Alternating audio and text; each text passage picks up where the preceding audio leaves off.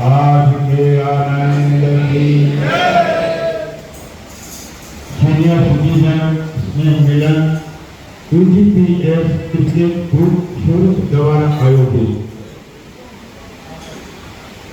आप सर्व भाइयों बहनों माताओं अन्य संगीत कलाकार मित्रों હવે એક તો મને ખુશીની વાત એ છે કે જે લોકોએ આયોજન કર્યું છે એમને પહેલા તાળીઓ વગાડે.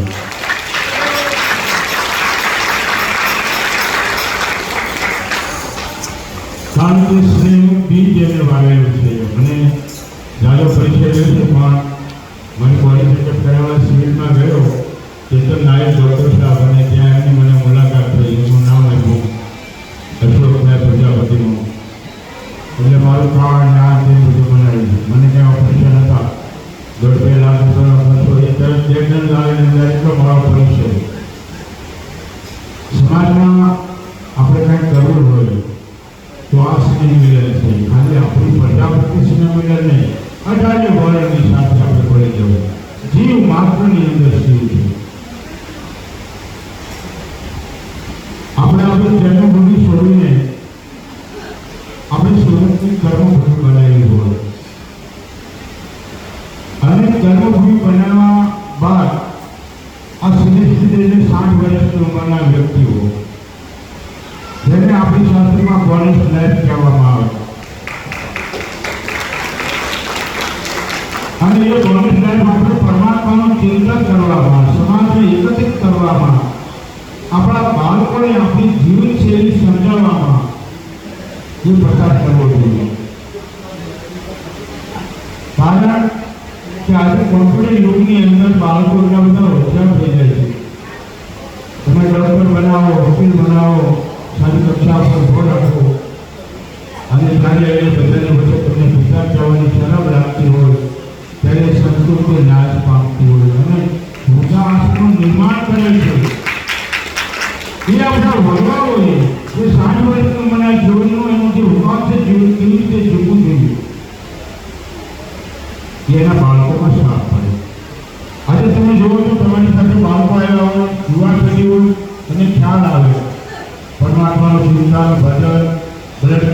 આયોજક મને વાત કરી કે બાપુ તમારી સિવાય કોઈ બોલવાનું નથી, પણ મારો તો છેલ્લે વારો આવ્યો. અને મને ખૂબ આનંદ થયો. હું પિતા પિતા પણ સાંભળતો હતો જે વાત કરતા, પણ આ એક હોવું જોઈએ જીવનમાં, જેના જીવનમાં વસુદેવ કુટુંબકમની ભાવના દરેકની અંદર શિવને જોડે એ જ માણસ આ કાર્ય કરી શકે. હવે આમાં તમે જો પર્વ બનશે, પર્વ બનશે, સજાજી બનશે, પછી એમાં ખેતરકાળી થશે. હા, એ બધું ભૂલીને તમે સારું કામ કરો એટલે બદનામીની સાપ તમારે હાથે રાખવાની. કાંઈ નહીં કરો ને તો લુખાસને બદનામ કરશે, કાંઈ વગર ઓલો આમ છે તેમ છે. એ બધું છોડીને તમે ધર્મ ક્ષેત્રમાં આવ્યા છો, આવા સુંદર આશ્રમની અંદર આવ્યા છો. અહીંથી આપણે કંઈક સંસ્કૃતિ લઈને જઈએ, કાંઈ વિચાર લઈને જઈએ. આપણે એવી રીતે આપણે કર્મભૂમિ છોડી, જન્મભૂમિ છોડી અને કર્મભૂમિ બનાવી અને આપણે 60 વર્ષ કાઢી નાખ્યા. કોઈ કલ્પના કરી મારો છોકરો ભણતરની લોચા છે, તમે બધા આમાં ઘણા કરોડપતિ બને છે, કરોડપતિ બને છે, નાના માણસો છે, મોટા પણ છે. જેઓની મહેનત અને પરિશ્રમ જોઈને પરમાત્મા એને ગાડી, બંગલા, મોટર બધું આપ્યું. પણ એને જો ધર્મની સંસ્કૃતિ નહીં હોય તો એ વિનાશ તરફ લઈ જશે આપણને. અને ધર્મની સંસ્કૃતિ વાળવા માટે આપણે આવા બધા પ્રયાસો કરવા જોઈએ. આશ્રમોમાં જવું, સંકીર્તન કરવું, ભગવાનનું ગુણગાન ગાવું, બે પૈસા ભેગા કરી એકત્રિત કરીને સમન્વયમાં આવું આયોજન કરવું જોઈએ, જવાનું હતું. આજે મને ખૂબ આનંદ થયો. બધા એટલા બધા તીર્થરા જાણીને થયું કે બધા સુખી હોય તો અનુલાસમાં જ ભૂખું થયા. એવો આનંદ હતો આપણે જમવાથી માંડીને, સંસ્કૃતિથી માંડીને આપણે સારા સારા કાર્યક્રમ થયા. એવી રીતે આપણે કર્મભૂમિ બનાવીને આપણે બધા સાથે મળીને સીધે સીધી જન્મ એટલે હું તમારી સાથે જો માનવ મંત્ર થવા આવ્યા છે વધી ગયા તો એથી આ ગલત થશે ને મારું સંતો આવે નવું. ભગવાન જ્યાં સુધી આપણી માં સારું કામ કરાવે ને એ આપણી બોનસ લે. એક વર્ષ બોનસ આપણે બીજે વર્ષની કંપની બોનસ બંધ કરી દે. આ તો તમારા સારા કર્મ હોય ને તો બોનસ વધારતા જાય 60માં, 72માં, 80માં. આવી જે સફર આપણી જીવનની જે કરી છે એમાં સુખ દુઃખ, કુટુંબ, પરિવાર, પતિ પત્ની, બાળકો આ બધા સાથેના સંબંધોનો ખ્યાલ આવે. રામાયણ તમે વાંચો ને તો તમને ખબર પડે કે સમાજ એટલે શું. એક વ્યક્તિ બોલે કે હું નહીં રાખું આને, એ રામ રાખી શકે, જેવો રઘુકુળ રીતિ. આ બધું આપણે રામાયણમાંથી મળે, શાસ્ત્રમાંથી મળે. પણ આપણે તો કથા સાંભળીને તરત નીકળી જાય ભાઈ પ્રસાદ થાય. એ કથાની, રામાયણની, ભાગવતની આપણે વાગડવાની છે. બેન ખાતા માટે જો મોઢું હલાવ્યા કરે, એ જે જમા કરેલું ચાવી ચાવીને પરસાવે છે. એવી સંસ્કૃતિ આપણા બાળકોમાં જ આપણે આપશું. અમુક સંપ્રદાયોમાં, અમુક ધર્મની અંદર વૃદ્ધાશ્રમ છે. જો મુસ્લિમ ધર્મમાં વૃદ્ધાશ્રમ નહીં, એના સંસ્કારો એ છે. ભલે ત્યાં 25 બચ્ચા છે, છોકરાઓ છે, પણ કે મા બાપના શરણમાં પરમાત્માનો જન્નતનો વાસ હોય. અને આપણે મા બાપને તને ખબર નહીં પડે, પપ્પા તમને આમ નથી આમ બધી સંપત્તિ લખાવી લઈએ, બધા મા બાપને રેડા મૂકી દીધી તો મારી પાસે આવે છે. તો ત્યારે અતિશય માતા પિતાના છોકરા માટે અતિશયનો પ્રેમ, અતિશયની લાગણી. આપણે હમણાં મારી આપણો જાતો બેઠો ત્યારે એટલા બધા માફી ગયા હતા. મેં કીધું આ ભાષા ઉભા થાય છે અને ઉભા થઈને જ્યારે તમે નાખો ને તો આંખ ખુલ્લી નાખવાની. કે ભાઈ આંખ બંધ કરી નાખતા હતા અને આંખ બંધ કરો ને એટલે પછી ફરતું દેખાય, પછી એ પોતે ભરવા માંડે. એવું નજર આવે જેવી વાત છે. અને સીધા આવીને મેં કીધું આ 20માં ગાડી જાય છે. હા, મને વિચાર આવે તો મારી ઇંગ્લિશ ગાડી છે. કશો ભગવાન કસમથી વાત કરવા. અતિ ભાવ ઉભો થવો, હેઠળનું પ્રમાણ, અતિ ભાવિકતાઓ, અતિ સંકટ, અતિ દુઃખ એ આપણને સુખ છે અતિ દુઃખ તરફ લઈ જાય છે. અને આપણે બધાએ સુખની શોધ કરી છે. પૈસામાં, છોકરાઓમાં, કુટુંબમાં, પરિવારમાં આપણે સુખની તલાશ કરીએ છીએ, દુઃખની નહીં.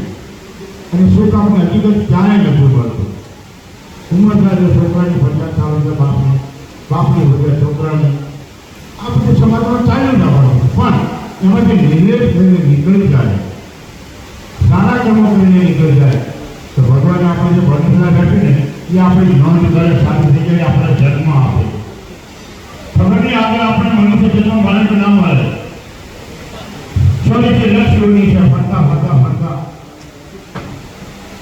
ભગવાન નારદજી સૌ બ્રહ્માંડમાં ભ્રમણ કરે, જેમાં મૃત્યુ લોકમાં આવ્યા. જે મૃત્યુ લોકમાં આવ્યા એટલે ભગવાન વિષ્ણુ પાસે ફરીને ભ્રમણ કરીને ગયા. એટલે નારદજીને ભગવાન વિષ્ણુ પૂછે છે કે મૃત્યુ લોકમાં શું હાલ છે? પત્ર લેવા નારદજી કરતા એની જે પ્રસિદ્ધિ હોય ને દેવતાઓમાં જેમ દાન કરે, જેમ આપણે કેમ મોદી સરકારમાં અહીંથી ઉપર દાન કરે, એટલે ત્યાં તો ગુરુની નોંધી છે, બધા ઉપદેશ જ આપે. એવો પેટમાં દુખે બોલે લીમ ખાઈ લો, માથું દુખે બામ લગાવો, ધીરે ધીરે ડૉક્ટર હોય, સલાહ આવો મફતમાં. એટલે કૃષ્ણ ભગવાને કીધું કે તમે ગુરુ બનાવ્યા તો તેના ગુરુ તો નથી બનાવ્યા પ્રભુ. તો મૃત્યુ લોકમાં ગુરુ બનાવીને ભવસાગર તરવાનો જીવ હોય તો એ મને જીવ માત્ર છે. બીજી કોઈ યોગીની અંદર મુક્તિ નથી. શાસ્ત્રો કહે છે તો ગુરુ તો નથી બનાવ્યા તો હું તમને શ્રાપ આપું. તમે લક્ષ ચોરાસમાંથી ફરીને પાછા આવશો ત્યારે મનુષ્ય જન્મ મળે. એટલે વડો તરત ગુરુ બનાવવા માટે શોધવા નીકળ્યો. નારદજી કહે કે પ્રભુ ગુરુ બનાવવા કોને? એટલે આપણા પિક્ચરમાં ક્યાં ઉપરથી ભગવાન ઉતરે એમ નારદજી દરિયા કિનારે ઉભા રહ્યા. આ બાજુથી મલ્લા મચ્છીમાં જાળ મારવા માટે નીકળે છે. મોઢામાં ડૂરી છે. નારદજીને એમ તો કેટલો ભગત છે, અગરબત્તી આંખમાં લઈને આવે. દંડ પ્રણામ કર્યા, તમે મારા ગુરુ, હું તમારો છું. બોલો ભાઈ મને તો ખબર નથી ગુરુ એટલે હું ભણે એ કઈ તમે મારા માર્ગદર્શક ગુરુ અને હું તમારો શિષ્ય. મલ્લાને થયું કે આ કદાચ મારી પાછળ પડશે એની કરતા કીધું કે ભાઈ તું મારો પેલો હું તારો ગુરુ. નથી નીકળી ગયા. ભગવાનને વાત કરી કે મેં તો ગુરુ બનાવ્યા. ભગવાન કીધું કે કેવા ગુરુ છે? તો કમબખ્ત મલ્લાહ મહિના કમબખ્ત જે શબ્દ કીધો એટલે ભગવાને કીધું હું તમને શ્રાપ આપું છું. ગુરુને કમબખ્ત કીધા. તો લક્ષ ચોરાસીમાં ભ્રમણ કરીને આવે ત્યારે તેને મનુષ્ય પ્રાપ્ત થાય.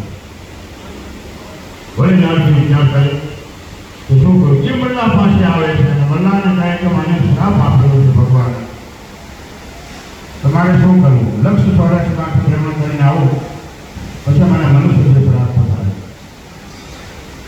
તો મલ્લાહ કે હું આ મહાશિવમાની જાળ મારું તો મને ખબર પડે કે આમાં હોય. આ તો લક્ષ ચોરાસી છે, એવું મોટું ફરવાનું થાય તો મોટું કહેવાય. તેનો નકશો કે ડ્રોઈંગ લે એટલે ભગવાને મોટું પાણી એમાંથી ડ્રોઈંગ કરીને એને કીધું કે આ લક્ષ ચોરાસી અહીંથી શરૂ કરવાની, અહીંથી તારે પૂરું કરવાનું. એટલે બોલે દરેક જઈને ભગવાને કીધું એ નકશો આપ્યો. એમાં નારજી માણસ બન્યું. ભગવાન એવું શું કરે? ત્યાં શું કરો? બોલી લક્ષ ચોરાસી પણ આપણી બનાવેલી છે, આ પણ તમારી બનાવેલી છે. મારા લક્ષ ચોરાસી પૂરા થઈ ગયા, કોને બતાવ્યું? એટલે જીવનમાં ગુરુનું મહત્વ ખૂબ જ દત્તાત્રેય 22 ગુરુના બિલકુલ લીધા અને ગુરુને ભગવાનની પ્રસારીને કોઈ રામના, વશિષ્ઠના, કૃષ્ણના આ બધાના ગુરુઓ હતા. કોઈક જીવનમાં માર્ગદર્શન. એવી રીતે આપણે સીધે સીધી જ્યારે આ સભા હોય કે મીટિંગ હોય કે સમન્વય હોય તો બધાની સાથે ભલેની ચાલુ. આજે ગ્રુપ છે એને સપોર્ટ કરવો, સહયોગ આપવો, બધા 1000-500 ભેગા કરીને આપણો ખર્ચ કર્યો છે. પણ મને ખૂબ આનંદ થયો આવી રીતે તમે અટલ આશ્રમમાં જ્યારે પણ અમારે પ્રજાપતિ આવે બધા અમારી સાથે જોડાયેલા છે. એટલે આપણે બધા ભેગા થયા, વિકુતા પડેલા. અને તમને બધાને મારી હૃદયથી શુભકામના પાઠવું. આપણે તો તમારું નાસ્તો ભજ્યા બધું ઘરે બધું તૈયાર થઈ ગયું છે. એટલે મને હમણાં યાદ આવ્યું કે આ વધારે સત્ય કામના નહીં છે.